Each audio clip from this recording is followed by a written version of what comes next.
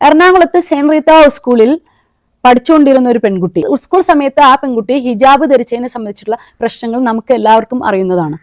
ആ സ്കൂളിലെ ഡിസിപ്ലിൻ പ്രകാരം അവിടെ മതചിഹ്നങ്ങൾ ഒന്നും ധരിക്കരുതെന്നാണ് പറയുന്നത്. എന്നാൽ ഒരു ക്രിസ്ത്യൻ വിഭാഗത്തിൽപ്പെട്ടിട്ടുള്ള ഒരു കുട്ടി കൊന്ത ധരിച്ചു പോകുന്നു. അപ്പൊ ആ കൊന്ത എന്ന് പറയുന്നതും ഒരു മതചിഹ്നമല്ലേ? അപ്പൊ ഹിജാബ് ധരിച്ചിട്ടുള്ള പെൺകുട്ടിയും കൊന്ത ധരിച്ചിട്ടുള്ള പെൺകുട്ടിയോ ആൺകുട്ടിയോ ആവട്ടെ, അവർ രണ്ടുപേരും ഒരേ സമയം മതചിഹ്നങ്ങൾ ധരിച്ചുകൊണ്ടാണ് സ്കൂളിൽ പോകുന്നത്. അങ്ങനെയാണെന്നുണ്ടെങ്കിൽ കൊന്ത ധരിക്കുന്നതോ പൊട്ടിയിടുന്നതോ ഹിജാബ് ഇടുന്നതോ ഇത് മൂന്നും മതചിഹ്നമായിട്ടാണ് ഇന്ത്യയിൽ കരുതപ്പെടുന്നത്. ഈ മൂന്ന് മതചിഹ്നങ്ങളും ഒരു സ്കൂളിൽ പാടില്ല.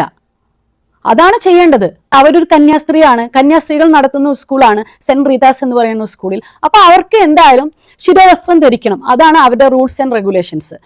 ഓക്കെ, അവർ ധരിച്ചോട്ടെ. പക്ഷെ സ്കൂളിൽ അവർ ഈ ഡിസിപ്ലിൻ അപ്ലൈ ചെയ്യുകയാണെന്നുണ്ടെങ്കിൽ മൂന്ന് വിഭാഗത്തിൽ, ഹിന്ദു വിഭാഗത്തിലും ക്രിസ്ത്യൻ വിഭാഗത്തിലും മുസ്ലിം വിഭാഗത്തിലും പഠിക്കുന്ന ഒരു കുട്ടികളും ഒരു മതചിഹ്നവും ഇല്ലാതെ സ്കൂളിൽ വരണമെന്ന് പറയണം. അങ്ങനെയാണെന്നുണ്ടെങ്കിൽ അതിന് ഒരു വാല്യൂ ഉണ്ട്. അല്ലേ? ഞാൻ പറഞ്ഞത് സത്യമല്ലേ? പിന്നെ ആ കുട്ടിയുടെ പിതാവ് ചാനലിൽ പറയുന്നത് കേട്ടു, ഹിജാബ് ധരിച്ചു വന്ന തന്റെ മകളെ കണ്ടപ്പോൾ മറ്റു വിദ്യാർത്ഥികൾക്കെല്ലാം ഭയം ഉണ്ടാകുന്നു. ഈ ഭയം എവിടെ നിന്നുമാണ് വന്നത്? ഈ ഭയം വന്നത് ടെററിസ്റ്റ് ഗ്രൂപ്പുകൾ കൊണ്ടാണ്. ഈ ഭയം വന്നത് ലോകത്തുള്ള എല്ലാ മുസ്ലിംസിനെ ആളുകൾ ഭയക്കാനുള്ള പ്രധാന കാരണം ഇവിടുത്തെ ടെററിസ്റ്റ് ഗ്രൂപ്പുകളാണ്. എനിക്ക് ആരും മഫ്ത ധരിച്ച് നടക്കുന്നതിൽ എനിക്കിഷ്ടമില്ല. ഹിജാബ്, ഇപ്പൊ രാജസ്ഥാനിൽ എത്രയോ സ്ത്രീകള് സാരി കൊണ്ട് മുഖം മൂടിയിട്ടാണ് നടക്കുന്നത്, ഹിന്ദു സ്ത്രീകള്.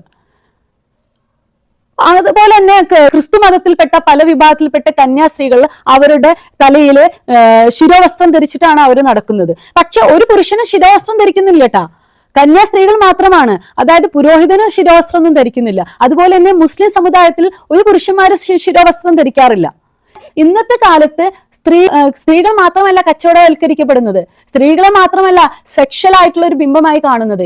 ഇപ്പോഴത്തെ കാലഘട്ടത്തിൽ പുരുഷന്മാരും അവരുടെ ശരീരം വിറ്റ് ജീവിക്കുന്നവരുണ്ട്.